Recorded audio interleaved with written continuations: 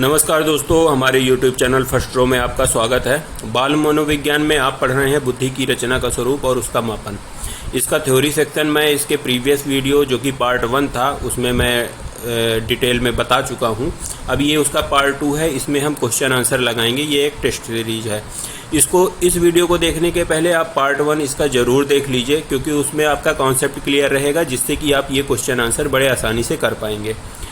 First row को आप subscribe कर लीजिए, क्योंकि यहाँ पर MPTT UPTT जो TT का सिलेबस रहता है उसका पूरा कंप्लीट कोर्स यहाँ पे पढ़ाया जा रहा है, और अपने दोस्तों में भी ज़रूर शेयर कर दीजिए।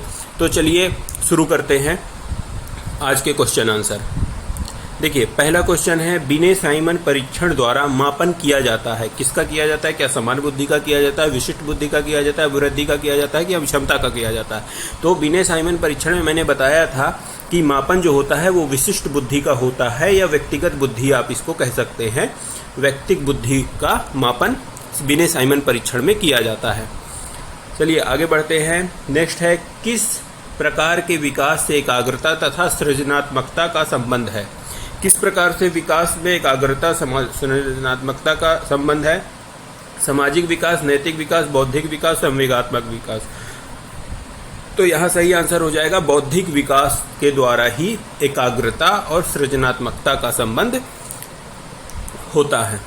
नेक्स्ट है, एक जुड़वा भाइयों में एक को सामाजिक आर्थिक रूप से धनाढ्य परिवार द्वारा गोद लिया जाता है और दूसरे को एक निर्धन परिवार द्वारा गोद लिया जाता है। 1 वर्ष के बाद उनके बुद्धि लब्धांक के बारे में निम्नलिखित में से क्या अवलोकित होने की सर्वाधिक संभावना है?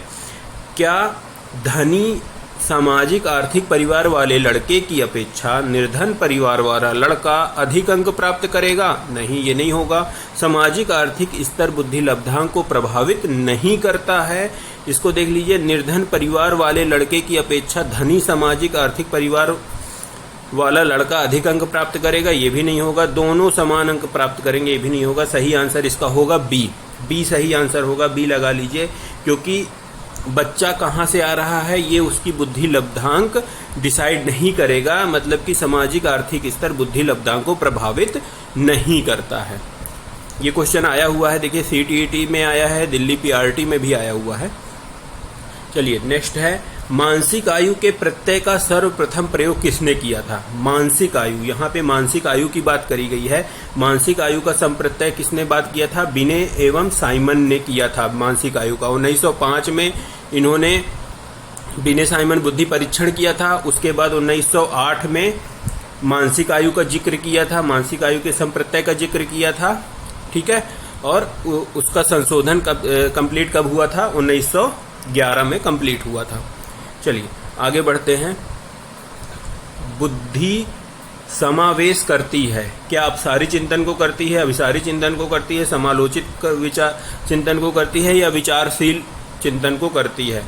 इसमें लगा भी हुआ है अभिसारी चिंतन, यहाँ पे इसका सही आंसर होगा। बुद्धि समावेशित किसको करती है? अपसारी चिंतन। देखिए, अपसारी का मतलब होता है विस्तृत चिंतन, विस्तृत चिंतन होता है इसका अपसारी का मतलब, है ना। जो हम जितना कल्पनाशील रहेंगे, जितने सृजनात्मक भी शब्द आता है वो भी अपसारी से ही रिलेटेड है। यदि सृजनात्मकता का संबंध है वो किससे है? अपसारी चिंतन से ही है। तो यहाँ पे सही आंसर क्या हो जाएगा? अपसारी चिंतन। आगे बढ़ते हैं। मानसिक आयु का संप्रत्यय सबसे पहले किसने बताया था? देखिए, हमने पढ़ा है बिने साइमन ने बताया था, लेकिन कब बताया था? तो 1908 में बताया था। 1905 में बुद्धि परीक्षण किया था और 1908 में मानसिक आयु का संप्रत्यय बताया था। इसमें इन्होंने क्या बताया था? मानसिक आयु का संप्रत्यय इन्होंने दिया था, मानसिक आयु का, ठीक है, ये आप याद रखिएगा। और 1911 में इनका संशोधन कंप्लीट हुआ था। नेक्स्ट है, 1908 में प्रथम बिने साइमन परीक्षण संशोधन निर्गत हुआ था। ये देखिए, वही क्वेश्चन पूछ लिया, कब हुआ था? 1911 में। ए नंबर सही आंसर होगा। शिक्षा में बौद्धिक उद्देश्य पर बल दिया जाता है। शिक्षा पर बौद्धिक उद्देश्य पर बल ग्रीक में दिया जाता है, ये आप याद रखिएगा। बुद्धि के लिए कौन सा कथन सत्य नहीं है? बुद्धि सीखने की योग्यता है, ये तो बिल्कुल सही है। बुद्धि समस्या हल करने की योग्यता है, बिल्कुल सही है। बुद्धि परिश्रम करने की योग्यता है, ये डाउटेड है। बुद्धि नवीन परिस्थितियों के साथ अनुकूलन है, ये भी सही है। तो इसके अनुसार सही आंसर क्या हो जाएगा? सी नंबर, है ना। तो सही पूछा क्या गया है, कौन सा कथन सत्य नहीं है बुद्धि का? तो बुद्धि परिश्रम करने की योग्यता नहीं है। आगे बढ़ते हैं। बुद्धि है, बुद्धि क्या है? सामर्थ्यों का एक समुच्चय है, पहला आंसर ही एकदम सही होगा। आगे देख लीजिए, बुद्धि अकेला और एक अकेला और जाति विचार है, दूसरे को अनुकरण करने की योग्यता है, एक विशिष्ट योग्यता है। नहीं, सही आंसर क्या होगा? सामर्थ्यों का समुच्चय है। बुद्धि में क्या होता है? बुद्धि कार्य करने की योग्यता होती है, कार्य करने की योग्यता होती है, ठीक है। तो इसमें सामर्थ्यों का समुच्चय का मतलब यहाँ पर ये है कि आपको यदि विभिन्न प्रकार की समस्याएं दी जाएंगी तो आप उसका समाधान भी कैसे करेंगे? विभिन्न प्रकार से करेंगे। तो विभिन्न प्रकार की समस्याओं का विभिन्न प्रकार से समाधान करना ही सामर्थ्यों का समुच्चय कहलाता है। और बुद्धि क्या है? कार्य करने की योग्यता है, ठीक है। आप याद रखिएगा। देखिए, क्वेश्चन इंपॉर्टेंट है, सब दिल्ली में भी आया है, सीटीईटी में भी आया हुआ है। आगे बढ़ते हैं। बुद्धि पर वंशानुक्रम का प्रभाव होता है, ये किसने कहा है? ये टर्मन महोदय ने कहा है। सही आंसर क्या होगा? बुद्धि वंशानुक्रम का प्रभाव होता है, ये टर्मन जी ने कहा है। आगे बढ़ते हैं। निम्न में से कौन सा कथन बुद्धि के बारे में सत्य नहीं है? सत्य नहीं है। यह एक व्यक्ति की मानसिक क्षमता है। यह सामंजस्य अनुकूलन स्थापित करने में सहायक है। यह व्यवहार की गुणवत्ता से आकी जाती है। यह स्थायी एवं अपरिवर्तनशील विशेषता है। ये कौन सा सत्य नहीं है पूछा है, तो सही आंसर इसका ये हो जाएगा, क्योंकि बुद्धि जो होती है वो अस्थाई होती है और परिवर्तनशील भी होती है। कैसी होती है? बुद्धि अस्थाई भी होती है और परिवर्तनशील भी होती है, ठीक है। तो यहाँ पे पूछा गया है बुद्धि के बारे में सत्य नहीं है, तो स्थायी और अपरिवर्तनशील विशेषता बुद्धि की नहीं है। बुद्धि अस्थाई और परिवर्तनशील होती है, बाकी ये सारी विशेषताएं हैं। तो सही आंसर क्या हो जाएगा इसका? डी। चलिए आगे बढ़ते हैं। इसका सही आंसर डी हो जाएगा।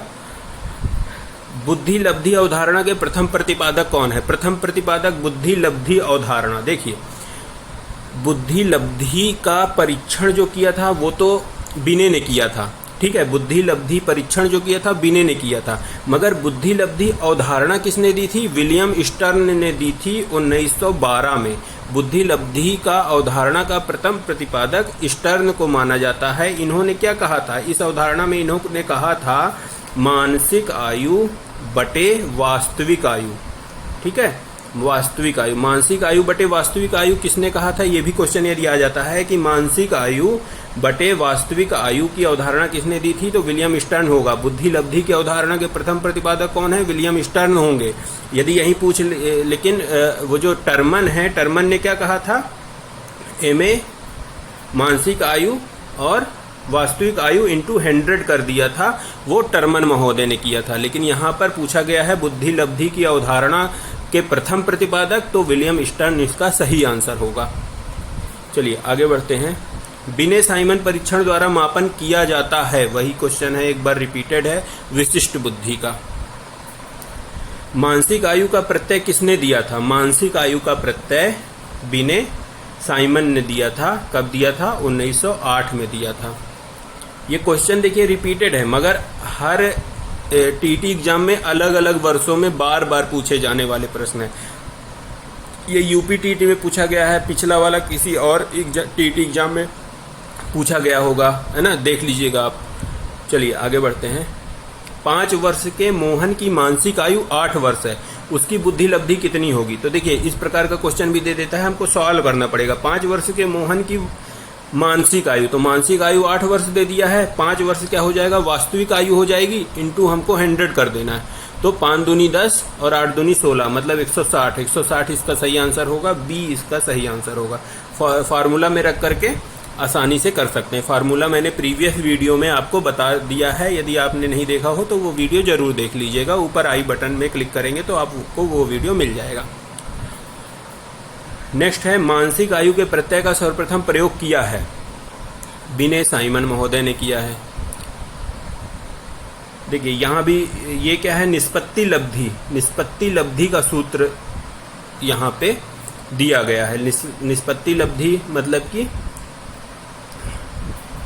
अचीवमेंट होता है ना, तो इसका सही आंसर क्या होगा, ए।